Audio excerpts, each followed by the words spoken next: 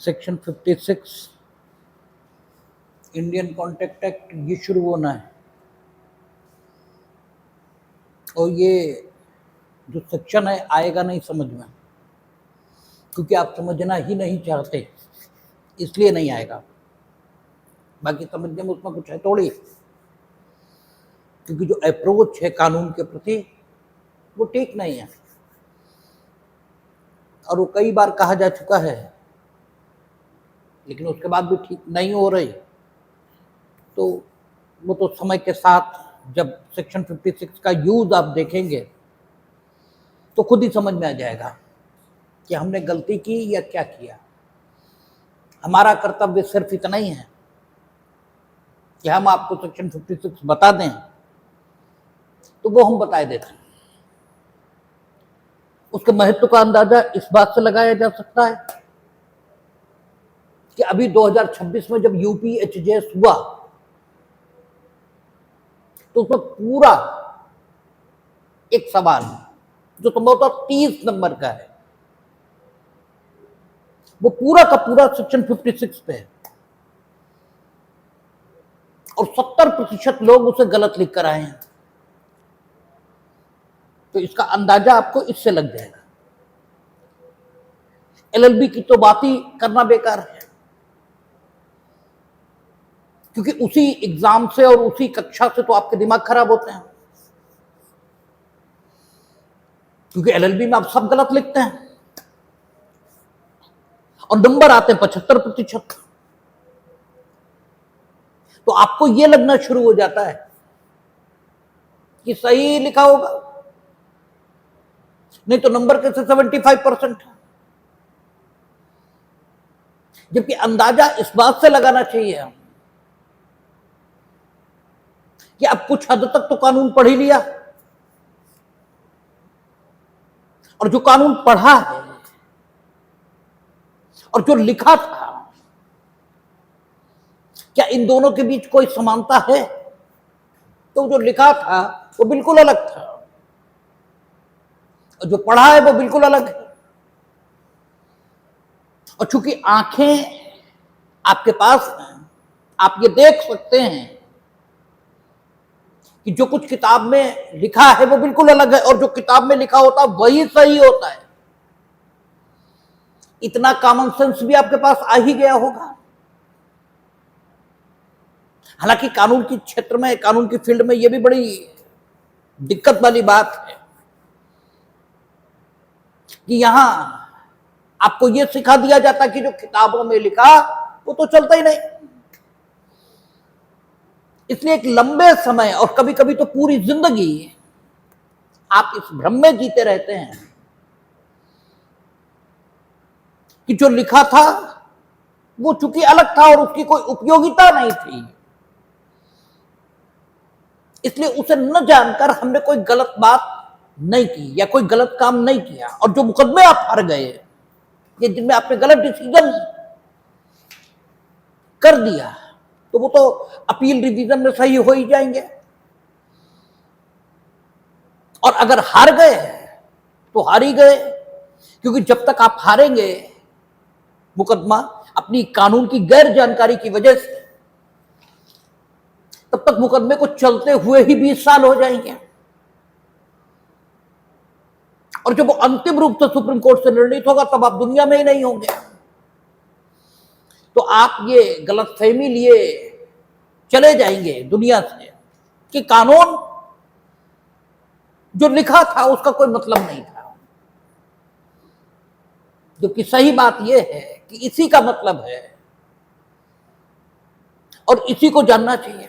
तो चूंकि एलएलबी में आप बिना पढ़े ही पास हो जाते हैं, और ये हम पूरी गारंटी से कह रहे हैं, क्योंकि जब हमने एलएलबी के एग्जाम दिया तो हमें कानून आता ही नहीं था,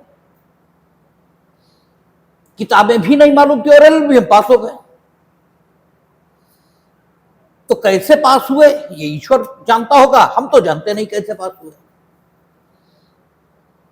क्योंकि हमने क्या लिखा ये हमें नहीं मालूम, क्योंकि हमें पता ही नहीं, हमने कुछ लिखा ही नहीं था, मतलब कानून ही नहीं मालूम था, और लिखना कानून था तो क्या लिखा भगवान जाने, लेकिन पास हो गए। तो ये बिल्कुल तय है और यही स्थिति आपके साथ। इसलिए सेक्शन 56 जानने में आपकी कोई रुचि तो नहीं है, लेकिन फिर भी चूंकि हमारा धर्म और कर्तव्य ये है कि हम आपको बताएं, तो भगवान की नजरों में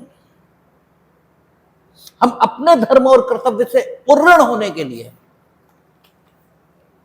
आपको सेक्शन 56 बता रहे हैं। हम लोगों ने देखा था कि सेक्शन 46 से संविधाओं के पालन के विषय में यह अध्याय शुरू हो गया था, और संभवतः धारा 46 में उसने ये कहा था कि यदि संविदा का पालन वचन ग्रहीता के आवेदन के बिना किया जाना है, संविदा का पालन ही नहीं, वचनदाता द्वारा संविदा में अपने वचन का पालन वचन ग्रहीता द्वारा आवेदन किए जाने के बिना ही किया जाना है, ठीक है, और समय विनिर्दिष्ट नहीं है, ठीक है, तो वचनदाता को अपने वचन का पालन युक्त समय के भीतर करना होगा, ठीक है। और सेक्शन 47 ये कह रहा था कि यदि वचनदाता को अपने वचन का पालन अमुक दिन पर करना है, यानी डेट, यानी वो डे जिस दिनांक पर करना है, जिस दिन करना है, वो स्पेसिफाइड है। यदि संविदा में वचनदाता को अपने वचन का पालन अमुक दिन पर करना है और उसके लिए वचन ग्रहीता को आवेदन नहीं करना है, तो अमुक दिन उसे, ठीक है, किसी भी समय पालन करना होगा। इस ढंग की कोई बात कही थी, और सेक्शन 48 में उन्होंने कह दिया था कि कारावार के प्रायिक घंटों में, ठीक है, और उचित स्थान पर पालन करना है। और फिर 49 कहता था कि वचन ग्रहीता द्वारा वचन के पालन के लिए वचनदाता से आवेदन नहीं किया जाना है, और वचन के पालन का स्थान, कहां वचन का पालन किया जाए वचनदाता द्वारा, यह तय नहीं है। तो वचनदाता ये मांग करेगा वचन ग्रहीता से कि आप स्थान तय करें और वहां हम अपने वचन का पालन करें, ठीक है। 50 कहता था कि वचन ग्रहीता जिस तरीके से वचन का पालन विहित या मंजूर करेगा, अगर उस ढंग से वचनदाता ने अपने वचन का पालन कर दिया है, तो भले ही वचनदाता ने वचन कोई भी दिया हो, लेकिन वचन ग्रहीता ने चूंकि जो विहित किया या जो मंजूर किया, संविदा में वचनदाता ने भले ही कोई वचन दिया हो, लेकिन यदि वचन ग्रहीता ने वचनदाता द्वारा जो वचन पालन किया गया उसे विहित या मंजूर कर लिया, तो फिर वचन कोई भी हो, वचनदाता संविदा में अपने वचन के पालन के दायित्व से मुक्त हो गया है, और अब वचन ग्रहीता उसे वचन के अपालन हेतु उत्तरदायी नहीं ठहरा सकता। आपके चेहरे बता रहे हैं कि किताब आपने उसके बाद उठाकर देखी ही नहीं है। आपके चेहरे बोल रहे हैं कि हम जब बोल रहे हैं तो आपके चेहरे ये बता रहे हैं, उन पर ये लिखा हुआ है कि आपने किताब इसके बाद उठाकर देखी नहीं। जिस दिन हमने 46, 47, 48, 49, 50 पढ़ाकर रखी, उसके बाद से किताब आपने देखी नहीं दोबारा। आपके चेहरों पे ये लिखा है, और आपको ये लग रहा है कि ये सत्यनारायण की कथा, इसे सुनने से ही आप नानी पालकी वाला के नानी हो जाएंगे। तो बिल्कुल लिखकर रखिए कि कुछ नहीं होगा, कुछ भी नहीं होगा, कुछ भी नहीं होगा, लिख कर रखिए। और सब कुछ आपके सामने रोज आता है, रोज एलएलएम का रिजल्ट आता है, रोज बीटो एग्जामों का रिजल्ट आता है, और कहीं कुछ नहीं होता उन लोगों का जो आपसे, कम से कम आपसे ज्यादा जानते हैं। उनका कहीं ढूंढे से नंबर नहीं मिलता, और आपके पास समय है अभी। आपके चेहरे ये बोल रहे हैं, आपने पलट के किताब देखी नहीं, नहीं देखी ना, देखी ही नहीं, नहीं देखी है। अन्यथा सेक्शन 50 जब हम बोलते हैं तो कुछ पॉजिटिव रिस्पॉन्स होता है, कोई पॉजिटिव रिस्पॉन्स नहीं है आपके चेहरे पे, कोई पॉजिटिव रिस्पॉन्स ही नहीं। ऐसा लग रहा है कि पहली बार हम ये बात बोल रहे हैं, ऐसा लग रहा है पहली बार। और अगर अभी रिकॉर्डिंग निकाल कर देख लो तो सेक्शन 50 ये कम से कम आधे घंटे बोले होंगे इस पे कि वचन ग्रहीता द्वारा विहित या मंजूर किए गए प्रकार से अगर वचनदाता अपने वचन का पालन कर देता है तो फिर संविदा में उसे अपने वचन के पालन के लिए उत्तरदायी नहीं ठहराया जा सकता।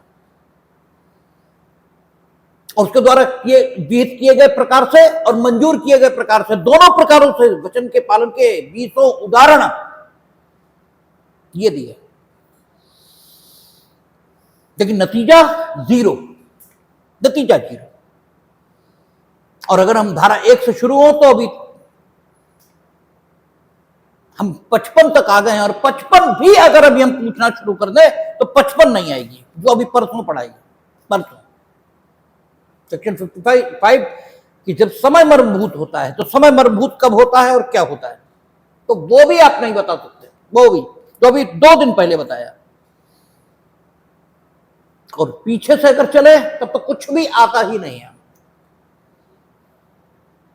ये है पोजीशन। और आप हमसे उम्मीद किए बैठे हैं कि हम आपके मुंह में और दिमाग में कानून घुरस देंगे किसी तरह से, ये आपकी उम्मीद हमसे है। आप किताब उठाकर नहीं देखेंगे, ठीक है। जितने काम हो सकते हैं कानून न आने के लिए वो सब आप करेंगे, सब टोटल। और ऊपर से आपकी इच्छा और अपेक्षा ये होगी कि कानून हमें आना चाहिए। ये आपकी पोजीशन है। 51 व्यतिकारी वचनों के पालन के विषय में की संविदा जो व्यतिकारी वचनों से गठित हो, तो 51 कहता था कि साथ साथ अगर पालन किए जाने योग्य हैं तो तब तक वचनदाता या वचन ग्रहीता के अपने वचनों का पालन अनिवार्य नहीं होगा जब तक दूसरा पक्षकार अपने वचन के पालन के लिए योग्य और रजामंद न हो। और वचनों के पालन का क्रम क्या होगा, ये सेक्शन 52 बता रहा था। कहता था या तो अभिव्यक्त तथा संविदा में वर्णित होगा, उस क्रम से पालन किए जाएंगे, और या संविदा की प्रकृति के मुताबिक ये देखा जाएगा कि कौन सा वचन पहले अनुपालन योग्य है और कौन सा वचन बाद में अनुपालन योग्य है।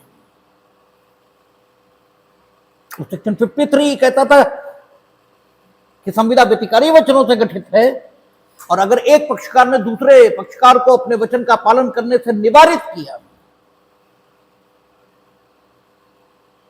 तो ऐसा निवारण करने वाला पक्षकार दूसरे पक्षकार को संविदा के अपालन के लिए दायित्व के अधीन नहीं ठहरा सकता, और उसे इस प्रकार निवारण किए जाने से, निवारित किए जाने से यदि कोई हानि हुई है तो उसके प्रति प्रतिकर के लिए दायी होगा। और सेक्शन 54 आपका क्या कह रहा था कि अगर संविदा व्यतिकारी वचनों से गठित है और व्यतिकारी वचनों में एक वचन है जिसका पालन पहले किया जाना चाहिए संविदा की प्रकृति के मुताबिक, और पहले पालन किए जाने वाले वचन के पालन का दायित्व जिस पक्षकार पर है उसने उस वचन का अपालन किया है, उसने पालन नहीं किया उस वचन का, तो संविदा पर क्या प्रभाव आएगा और इस पक्षकार का क्या दायित्व होगा। संविदा में दूसरे पक्षकार के प्रति जिसने संविदा की प्रकृति के मुताबिक जिस वचन का पालन पहले किया जा रहा था उस वचन का पालन नहीं किया, वो 55 जब समय मर्मभूत है। संविदा में समय मर्मभूत कब होता है, और यदि समय मर्मभूत है तो समय पर संविदा के अपालन के क्या प्रभाव होते हैं। अगर समय पर अपालन रहे तो संविदा शून्य होती है, शून्य करनी है। और जो भी होती हो शून्य शून्य करनी है। उसके बाद भी यदि वचन ग्रहीता द्वारा उस संविदा में जितना समय मर्मभूत था वचन पर अपने वचन का पालन समय पर न करके उसके बाद किया जाता है, तो वचन ग्रहीता के क्या अधिकार होंगे, वचनदाता के क्या अधिकार होंगे, ये सारी चीज आपको बताई गई। और इनमें से एक बात भी आपको याद नहीं, एक बात। ये तो हुआ लेटेस्ट। अगर पीछे चले जाएं तो धारा 1 से लेकर 46 तक तो कुछ याद ही नहीं। और धारा 56 ये बेहद इंपॉर्टेंट। इसे संविदा के नैराश्य का सिद्धांत कहते हैं, फ्रस्ट्रेशन ऑफ द कॉन्टेक्ट। ये एलएलबी एग्जाम में भी पूछी जाती है और अभी एचजेएस के एग्जाम में भी पूछी गई, तो आप खुद ही अंदाजा लगा लें कितनी इंपॉर्टेंट है। और एलएलबी एग्जाम में पूछी जाती है तब तो गलत लिखते ही हो, ठीक है, खूब डंके की चोट पर गलत लिखते हो और खूब डंके की चोट पर सही जांची जाती है और पास हो जाते हो। और इसीलिए सारी गलतफहमी ये पैदा होती है। अगर एलएलबी में फेल होना शुरू हो तो ये जितने पास हो रहे हैं इनमें तो 10 भी पास नहीं होंगे, 10। और चूंकि जमाना लोकतंत्र का है तो 10 पास नहीं होंगे, ठीक है। और 18 साल का वोट है तो नेता लोग तो ये बताएंगे कि अरे जिन जी को फेल कर दिया, बताइए, ओहो जिन जी को फेल कर दिया, ठीक है, जबकि जिन जी मूर्ख हैं उन्हें फेल होना ही चाहिए। लेकिन ये कहने वाला उसका तो एक ही वोट होगा और जिन जी जो फेल हुए होंगे वो होंगे 200। तो इस एक की कोई नहीं सुनेगा और 200 मूर्खों को देश के ऊपर लाद दिया जाएगा वकील बनाकर, ये लद जाएंगे देश के ऊपर। और फिर ये बताएंगे बेरोजगारी है, वकालत चलती ही नहीं, कोई 2 पैसे में पूछता नहीं, ठीक है, अब तो हमें पेंशन मिलनी चाहिए सरकार की ओर से। तो ये स्थितियां हैं, ठीक है। आता जाता तो कुछ है नहीं और आने जाने के रास्ते बड़े कठिन हैं, ठीक है, कुछ भी नहीं आता है। हम कर भी क्या सकते हैं सिवाय इसके कि बके और झके और फिर आपको नौकरों की तरह समझा दें। तो शुरू होते हैं, ठीक है। धारा 56 ये बता रही है कि असंभव कार्य करने का करार। संविदा में जिस काम को करने का वचनदाता ने दिया है वो काम करने के दृष्टिकोण से संभव भी हो सकता है और असंभव भी हो सकता है, दोनों बातें हो सकती हैं। अगर वो संभव है तो फिर आगे फिर 2 बातें हो सकती हैं। अगर काम जिसे करने का वचनदाता ने संविदा में दिया है वो संभव भी है कि जिस समय वचनदाता उस काम को करने का वचन संविदा में दे रहा है, उस टाइम पर वो काम किया जाना संभव भी, तो भी वचनदाता के वचन देने के उपरांत वचनदाता के वचन के संबंध में 2 स्थितियां बन सकती हैं। कि आगे कोई ऐसी घटना घट जाए, कहती कि वचनदाता उसके लिए अपने वचन का पालन करना असंभव हो जाए, ठीक है ना। और चूंकि वचनदाता ने जिस समय वचन दिया था उस समय वो अपने वचन का पालन कर सकता था, किंतु जिस समय वचनदाता अपने वचन का पालन करने के लिए तैयार हो रहा था, अर्थात जब तक उसने अपने वचन का पालन नहीं किया था, इसी बीच कोई ऐसी घटना घटी है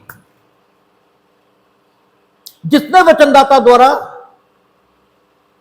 उसके वचन का पालन किया जाना वचनदाता के लिए असंभव बना दिया। इसलिए इस घटना को हम क्या बोलेंगे? मध्यवर्ती घटना, क्योंकि ये समय के दो बिंदुओं के बीच आ रही है। एक बिंदु कौन सा है?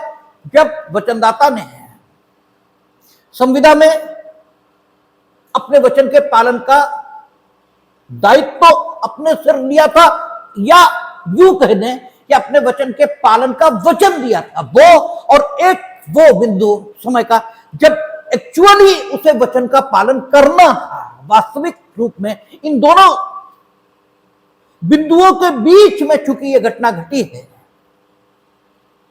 जिसने वचनदाता के द्वारा दिए गए वचन का पालन असंभव बना दिया है, इसलिए इस घटना को हम मध्यवर्ती घटना ये कहेंगे। ये इंटरमीडियरी इवेंट है, ठीक है, इंटरमीडियरी, ठीक है, आपका हैपनिंग है, मध्यवर्ती घटना है। और इस मध्यवर्ती घटना ने क्या किया कि वचनदाता ने जिस वचन के पालन का दायित्व अपने सिर लिया था उस वचन का पालन असंभव बना दिया है, ठीक है। एक स्थिति और हो सकती है कि वचनदाता द्वारा संविदा में जिस वचन के पालन का वचन दिया गया था, अर्थात उसने संविदा में जिस वचन के पालन का दायित्व तो अपने सिर लिया था, उस वचन का पालन किया जाना कानून के दृष्टिकोण से अब, ठीक है, अवैध हो गया है, इलीगल हो गया है, ठीक है ना। अर्थात वो वचन जिसके पालन का दायित्व तो वचनदाता ने अपने से लिया था, वो भले ही आज की डेट पर अनुपालन किए जाने योग्य हो, अर्थात उसका पालन संभव हो, लेकिन क्योंकि वचन के पालन का समय आए इससे पूर्व विधिक स्थिति में परिवर्तन हो जाने के कारण जो मध्यवर्ती विधिक स्थिति निर्मित हुई उसके मुताबिक उस वचन का पालन अब विधि विरुद्ध हो गया है। इसलिए भी वचनदाता अब अपने वचन का पालन नहीं कर सकता, क्योंकि कोई भी इलीगल काम करे इसके लिए वो वचनबद्ध कम से कम नहीं हो सकता, ठीक है ना। कोई भी इलीगल करने के लिए वचनबद्ध नहीं हो सकता। तो अगर वचनदाता ने संविदा में किसी वचन के पालन का दायित्व तो अपने सिर लिया भी था और इस दायित्व के अपने सिर लिए जाने के समय वचनदाता द्वारा उस वचन का पालन संभव भी था, तो भी आगे दो स्थितियां बन सकती हैं जिनमें वचनदाता उस वचन का पालन भी न कर पाए जो वचन के पालन का वचन दिए जाने के समय उसके द्वारा किया जाना बिल्कुल संभव था, वो भी आगे वो न कर पाए। ये भी इन दो स्थितियों में संभव है कि बाद में कोई मध्यवर्ती घटना घटी जिसने वचन का पालन असंभव बना दिया, या वचन का पालन विधि विरुद्ध हो गया। ऐसी दशाएं हो सकती। और एक स्थिति यह हो सकती कि जिस समय वचनदाता ने किसी वचन का पालन करने का वचन दिया, अर्थात संविदा में किसी वचन के पालन का दायित्व तो अपने सिर लिया, उसी समय उस वचन का पालन असंभव था, उसी समय संभव था। दूसरी स्थिति क्या हो सकती? उस समय संभव था लेकिन बाद में असंभव हो गया। लेकिन एक स्थिति हो सकती कि उसी समय असंभव था जिस समय वचनदाता ने संविदा में अपने वचन के पालन का वचन दिया था, उसी समय वो असंभव था। और अगर ये स्थिति थी कि जिस समय संविदा में वचनदाता ने अपने वचन के पालन का वचन दिया था उसी समय वो असंभव था, तो असंभव कार्य को करने के करार शून्य है। ठीक है, ये पहले से ही डिक्लेयर्ड है।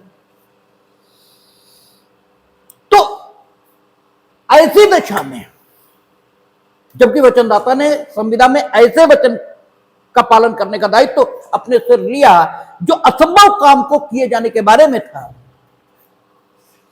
तो चूंकि असंभव काम को कोई मनुष्य नहीं कर सकता, इसलिए करार आरंभता शून्य है। ठीक है, और इसमें संविदा के नैराश्य का सिद्धांत लागू होता। यह सिर्फ सैद्धांतिक रूप से कहा जा सकता है, या फ्रस्ट्रेशन ऑफ द कॉन्टेक्ट का प्रिंसिपल लागू होता है, यह सिर्फ सिद्धांत के रूप में कहा जा सकता है, क्योंकि जब शुरुआत में ही आप ऐसे वचन के पालन का दायित्व तो अपने सिर ले रहे हो जो असंभव है, जो मानवीय क्षमता के परे है, तो आप किसी वचन के पालन का दायित्व तो अपने सिर ले रहे हो, ये सिर्फ कहने के लिए तो कहा जा सकता है। अदरवाइज सही स्थिति यह कि कहा यह जाना चाहिए कि आप दूसरों को बेवकूफ बना रहे हो। ठीक है ना, आप कहो कि हम वचन देते हैं कि अगर तुम हमें 2 लाख रुपया दो हम समुद्र का सारा पानी पी जाएंगे, बेवकूफ बनाने वाली बात है। ठीक है, या आप ये कहो कि हाँ आप हमें 5 लाख रुपया दो तो हम अब ताजिंदगी समुद्र का पानी बिना प्यूरिफाई किए, ठीक है, यानी जैसा वो समुद्र में है ठीक उसी दशा में पिएंगे, ये भी बेवकूफी की बात है। क्योंकि अगर ऐसा आप करोगे तो आपकी किडनियां, आपके गुर्दे समुद्र में जितना पानी, समुद्र के पानी में जितना नमक होता है उसे छानने में समर्थ नहीं हो सकेंगे और 10 मिनट बाद ही वो फेल हो जाएंगे और आपकी मृत्यु होगी। ठीक है ना, क्योंकि समुद्र के पानी में नमक होता है बहुत ज्यादा, और उसमें नमक क्यों होता है? क्यों होता है नमक उसमें? कहां से आ जाता है? कोई घोलता है जाके? ये जीएस के सवाल हैं जो आपके दिमाग में उठने चाहिए कि आखिर नमक उसमें आता कहां से? भाई आखिर कोई ऊपर से बरसात तो होती नहीं नमक की, तो नमक आ कहां जाता उसमें? और जो कोई जमीन से नमक निकल रहा, और अगर जमीन से निकल रहा तो तुम्हारे नल में क्यों नहीं निकलता? भाई तो नल में भी निकलना चाहिए। और आजकल तो इन प्रश्नों के जवाब पाना बहुत आसान भी है। अब तो बस केवल एआई पे डालिए, फट से आ जाएगा। ठीक है, तो क्या है, जमीन में, ठीक है, पृथ्वी में नमक होते हैं, लवण होते हैं, और जब बरसात का पानी बरसता है तो लवण मिश्रित होकर वो नदियों में जाता है, और नदियों से लवण मिश्रित नमक, यानी लवण मिश्रित पानी, यानी नमक मिश्रित पानी, ये समुद्र में जाता है, और समुद्र में पानी भाप बनता है, उससे पानी फिर बरसात होती है। लेकिन नमक समुद्र के पानी में ही बना रहता है, क्योंकि वो भारी है, वो ऊपर नहीं जा पाता। और फिर वही बरसात का पानी फिर नमक लेकर फिर वहां पहुंचता, तो उसमें नमक की मात्रा लगातार बढ़ती जाती है समुद्र में।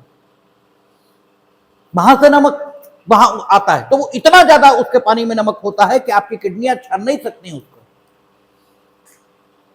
ठीक है, सामान्य अगर खारा पानी आपके घर का होता भी है तो आपकी किडनियां उतना काम कर लेती है, ये समुद्र का पानी वो नहीं छान सकती, उसमें इतना ज्यादा नमक, इसलिए फेल हो जाएंगी और मृत्यु हो जाएगी। तो अगर आप ये वचन देते हो कि अगर 5 लाख रुपए हमें दिए गए तो हम अब समुद्र का पानी जैसा वो है समुद्र में ऐसा ही जिंदगी पिएंगे, या ऐसा 1 साल तक पिएंगे जिंदगी, चलो तो आप कहोगे 1 मिनट में मर जाएंगे, तो मर जाएंगे, जिंदगी 10 मिनट, 1 साल तक पिएंगे, तो ये असंभव कार्य को करने का वचन है। और ये ठीक है, फ्रस्ट्रेशन ऑफ कॉन्टेक्ट, अर्थात संविदा के नैराश्य के सिद्धांत के मुताबिक ये संविदा शून्य हो गई, ये कहा ही नहीं जा सकता, क्योंकि संविदा तो तब बनती जब करार विधि द्वारा प्रवर्तन नहीं होता। ये तो शून्य है, ये तो असंभव कार्य को करने का है। तो असंभव कार्य को करने के कोई भी कार्य करार संविदा बन ही नहीं सकता है, क्योंकि वो व्यक्ति की क्षमता के परे की बात है। यद्यपि वैसा वचन देना किसी कानून द्वारा बना नहीं है भाई, किसी कानून द्वारा बना थोड़ी है इस प्रकार की गप हाँकना। ठीक है, कानून अन्य कामों को मना करता है, लेकिन गप हाँकने को थोड़ी मना करता है। ठीक है, तो ये चूंकि कर्ता की मानवीय क्षमता के परे है, इसलिए ये शून्य है। और प्रथम लाइन उसने यही कही, असंभव कार्य करने का करार, वह करार जो ऐसा कार्य करने के लिए हो जो स्वतः असंभव है, शून्य है। ठीक है, वह करार जो ऐसा कार्य करने के लिए हो जो स्वतः असंभव है, शून्य। ठीक है, विधि विरुद्ध होने के कारण शून्य नहीं है। 23 कहता विधि विरुद्ध होने के कारण। ठीक है, 24 आंशिक विधि विरुद्ध ठीक है होने के कारण शून्य की बात करता। 25 प्रतिफल के अभाव में कौन कौन से वचन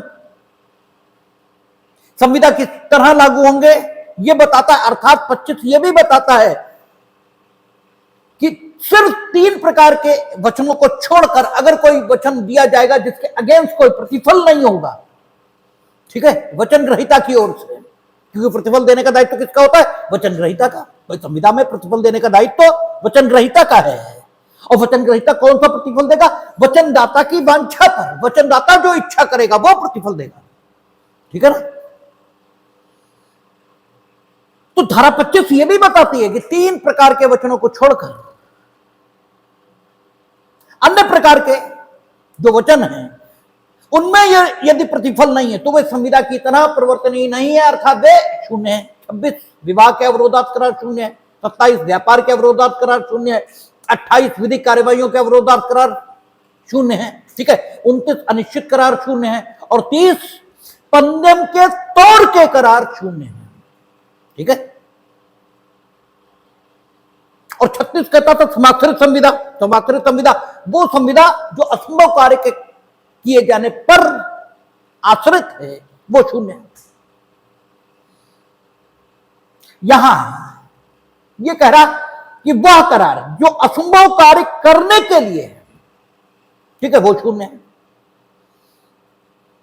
वो काम जो असंभव काम करने के लिए, क्योंकि फिर तो आप काम करने के लिए करार कर रहे हो, ये तो सिर्फ कहने भर को कहा जा सकता है। अन्यथा सही स्थिति तो यह है कि अगर असंभव काम है तो कोई करेगा कैसे? ठीक है ना?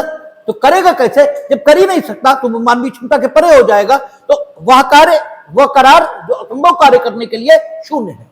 तो अगर आपने ऐसा करार किया तो संविदा के नैराश्य का सिद्धांत तो पहले ही लागू हो गया, क्योंकि वो तो असंभव काम करने के लिए है ना।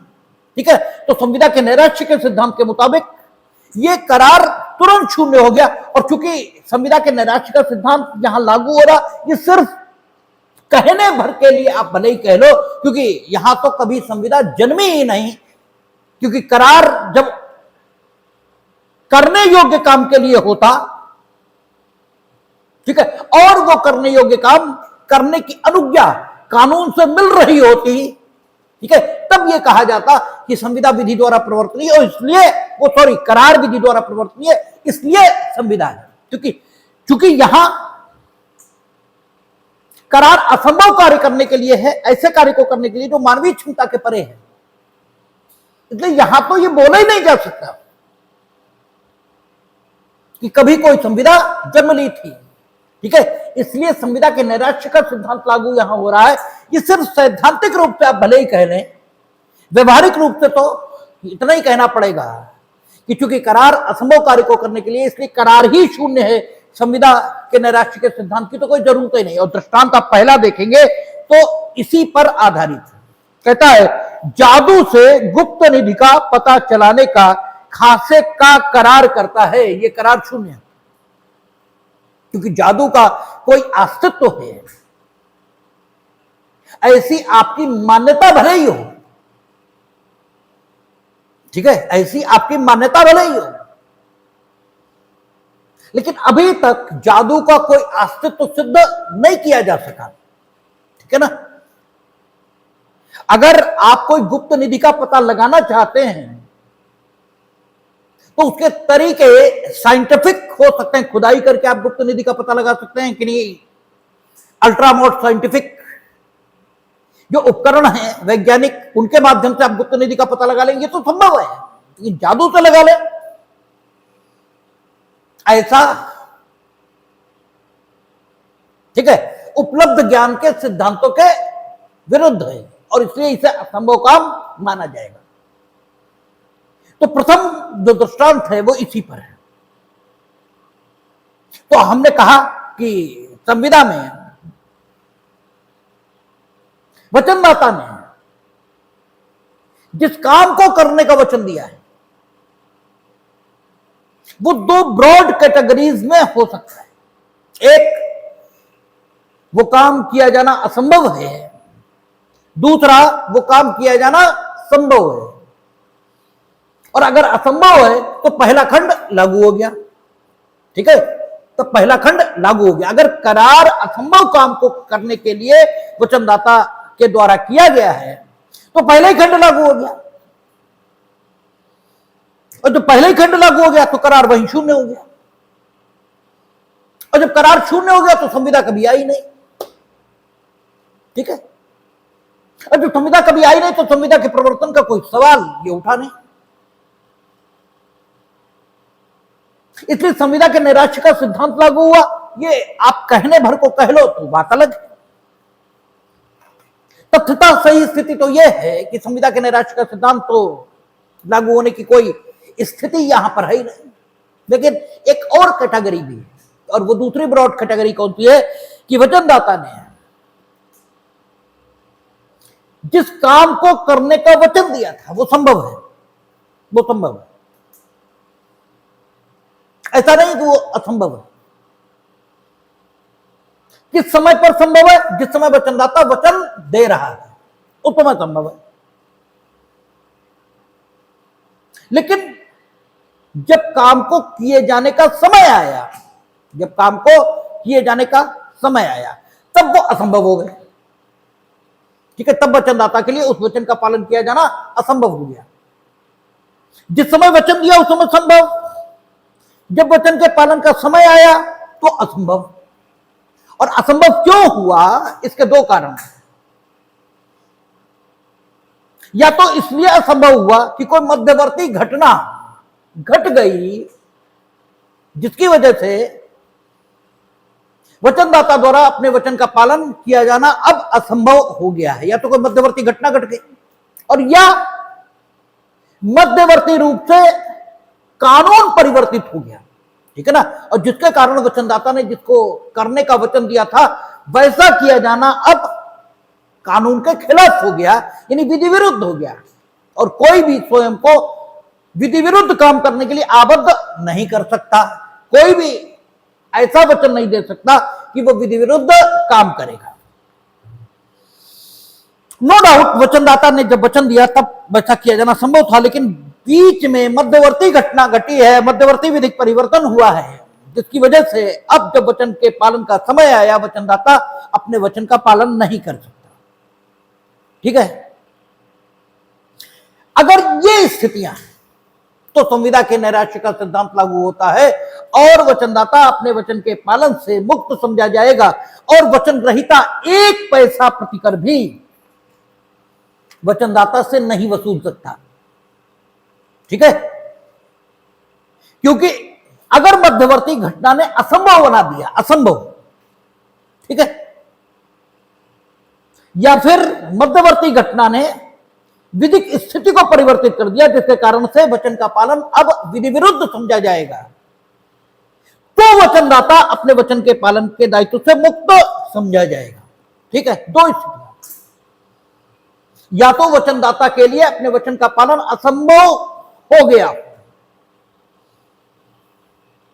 ठीक है, अब यहीं पर सारी स्थिति आएगी, क्योंकि दूसरी पोजीशन समझ लेना बहुत कठिन बात नहीं है कि कानूनी स्थिति में परिवर्तन हुआ और वचनदाता के लिए अपने वचन का पालन करना अब विधि विरुद्ध हो गया। इस बात को समझने में बहुत कठिनाई नहीं है, इस बात को समझने में बहुत कठिनाई नहीं। समझने लायक जो बात है वो ये कि वचनदाता के लिए मध्यवर्ती घटना के कारण अपने वचन का पालन असंभव हो गया है। इस बात को समझने लायक, ठीक है, यह बात समझने लायक भी है और इसको समझना पड़ेगा भी। ठीक है, क्यों समझना पड़ेगा? इसलिए क्योंकि आदमी बेसिकली स्वार्थी है और आदमी बेसिकली कामचोर भी है। ठीक है ना? ये कहते हैं लोग कि आराम हराम है, ठीक है, कहते भर हैं बस। सही स्थिति यह है कि जीवन में आराम ही प्रधान है। अगर मेरे मन में आराम पाने की इच्छा न हो तो हम तो इतना सा भी काम न करें। ठीक है, हम कचहरी जाते हैं या जो भी काम करते हैं वो इसलिए कि उससे हमें पैसे मिलेंगे और उन पैसों से हम जीवन में जिन चीजों से सुविधा पैदा हो सकती है उन चीजों की व्यवस्था कर पाएंगे और सुविधा आराम देती है। ठीक है ना? तो जीवन का जो लक्ष्य है वो आराम हासिल करना है। आराम की प्रधानता अगर जीवन में न होती तो आदमी कार नहीं बनाता, आदमी ट्रेन नहीं बनाता, आदमी हेलीकॉप्टर का आविष्कार नहीं करता। दुनिया में जो कुछ है ये कुछ नहीं होता अगर आराम की इच्छा आदमी में न होती। आदमी में काम की इच्छा नहीं है। ये झूठ है, बेवकूफी की बात बता दी गई है आपको। और इसीलिए झूठ के बताए जाने के बावजूद कोई काम नहीं करता, और काम नहीं करता मीनिंग देर में मजबूरी में ही करता है। और जो कुछ तुम मजबूरी में करते हो वो तुम करते हो ये नहीं कहा जा सकता। उसके बारे में सही शब्द क्या होता? वो तुमसे करा लिया जाता है। ठीक है ना? ये उसके लिए सही शब्द है। तो करता उनका कोई नहीं तो आदमी कामचोर है। और जब आदमी कामचोर है तो वचनदाता भी अपने वचन का पालन क्यों करना चाहेगा भाई? ठीक है, क्योंकि वचनदाता को अपने वचन का पालन करने में एक तो काम करना पड़ेगा। ठीक है ना? एक तो काम करना पड़ेगा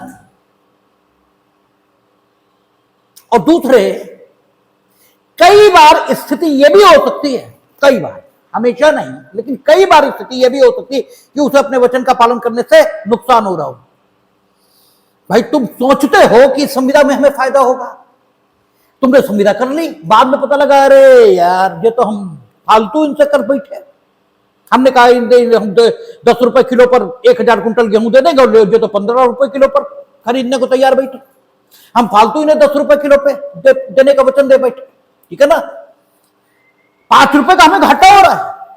ठीक है, तो आदमी कामचोर भी है, लालची भी है।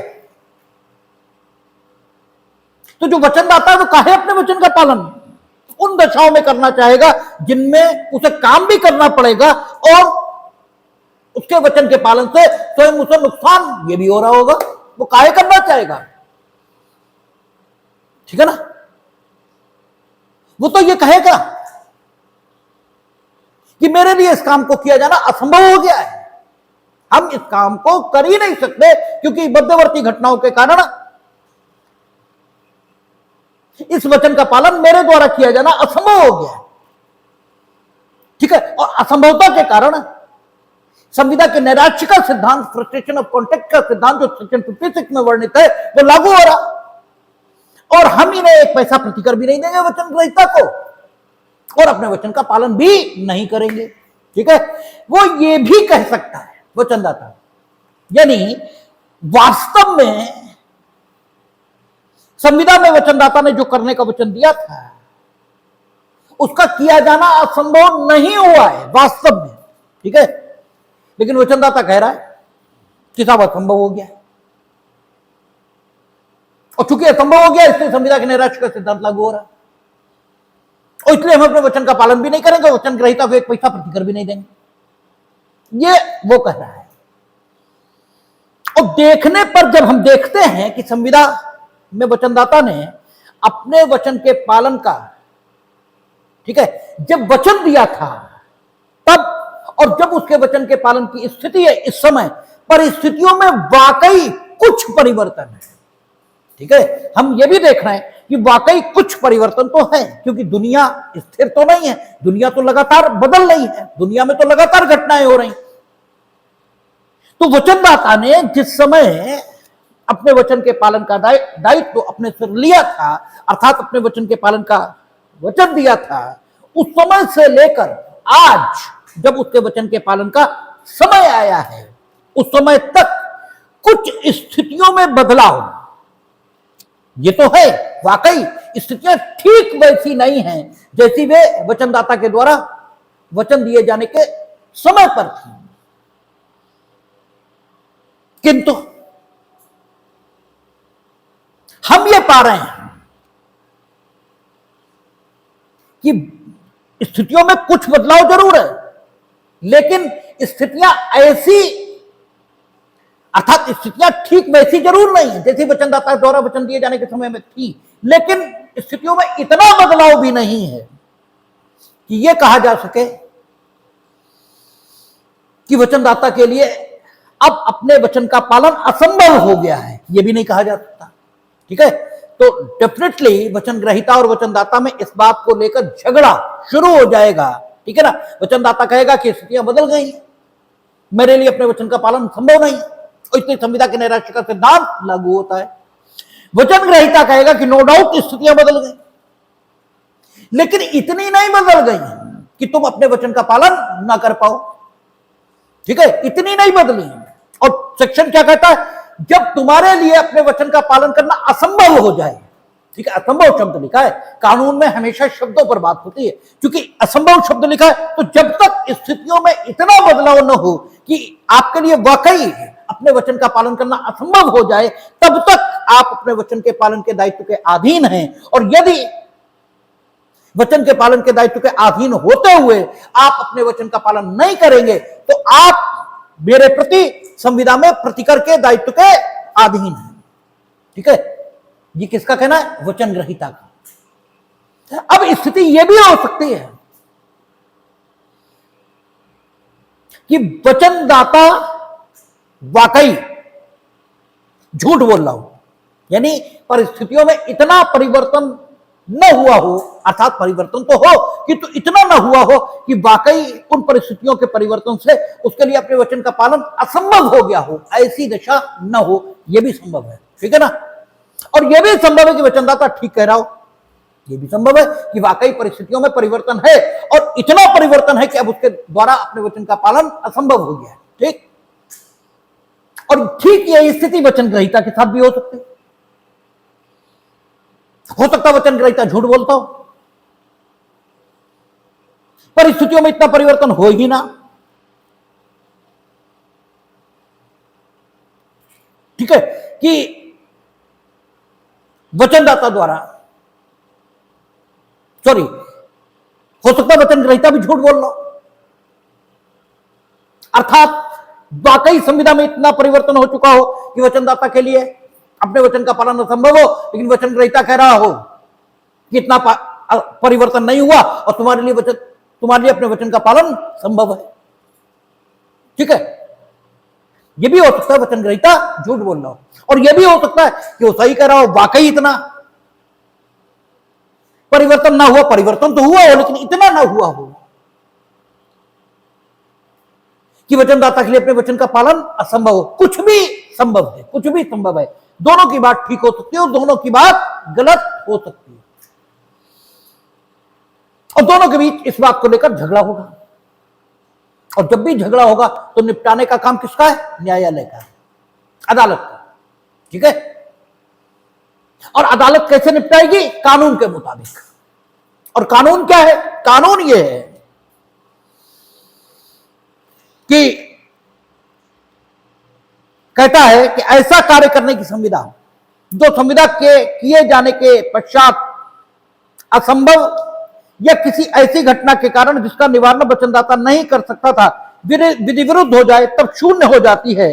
जब वह ठीक है असंभव या विधि विरुद्ध हो जाए, और जब शून्य हो गई संविदा, ठीक है, कानून क्या कह रहा है? कानून कह रहा है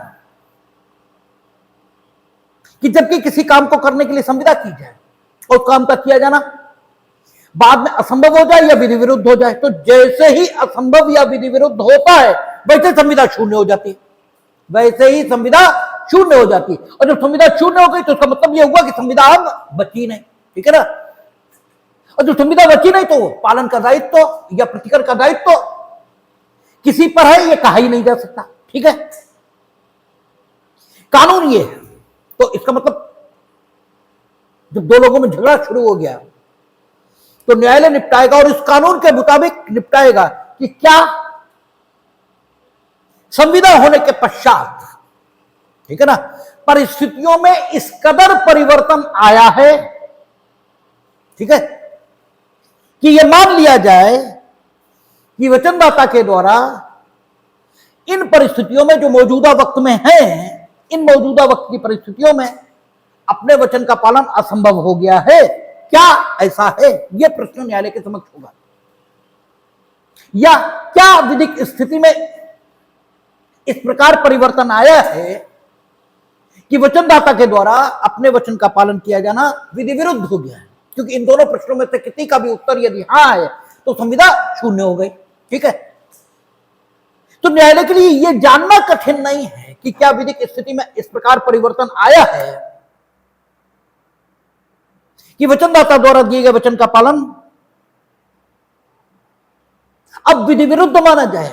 यह जानना न्यायालय के लिए कठिन नहीं, क्योंकि वो तो कानून की किताब उठाओ, ठीक है, वो बता देगी कि क्या वचनदाता ने जिस काम को करने का वचन दिया था उसका किया जाना मौजूदा वक्त में मौजूदा परिस्थितियों में विधि विरुद्ध है या नहीं, ठीक है ना। वो तो बहुत आसान है जान लेना, ठीक है, सही है ना। लेकिन इस बात को जानना वाकई कठिन है कि क्या वाकई परिस्थितियों में इस प्रकार परिवर्तन है कि यह कहा जा सके कि वचनदाता के द्वारा मौजूदा वक्त और परिस्थितियों में अपने वचन का पालन किया जाना असंभव हो गया है। क्या वाकई यह दशा निर्मित हुई है, ठीक है, यह जानना थोड़ा कठिन है। तो न्यायालयों के समक्ष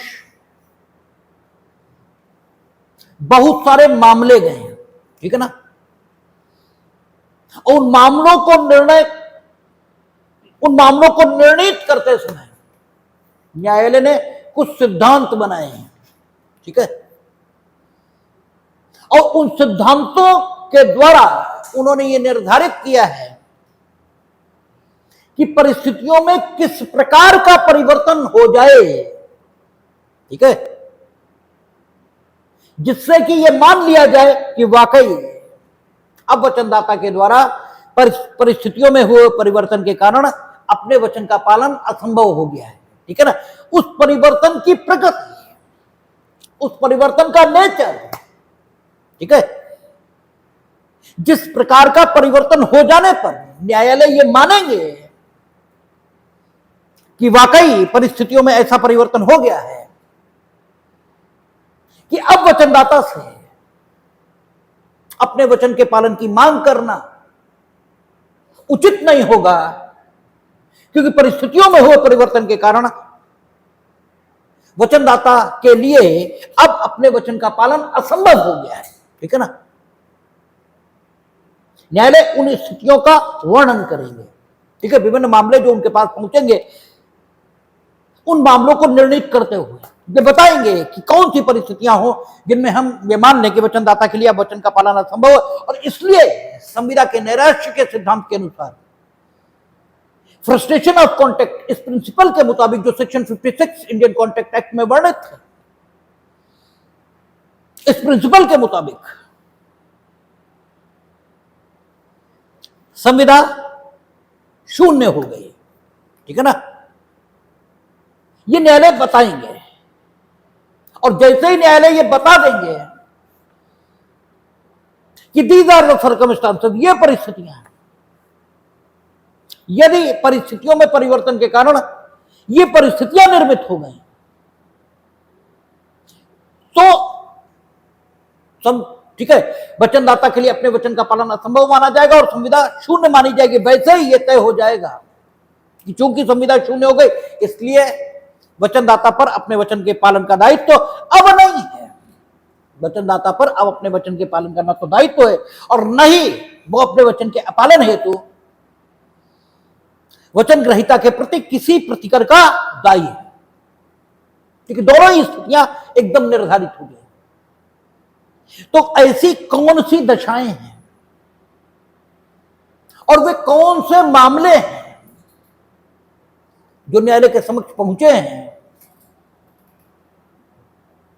जिनमें न्यायालय ने यह निर्धारित किया है कि वचनदाता द्वारा अपने वचन का पालन किया जाना असंभव माना जाएगा। उन दशाओं का और उन स्थितियों का, ठीक है, जो विश्लेषण है और जो वर्णन है वो हम लोग कल करेंगे और देखेंगे, बात करेंगे।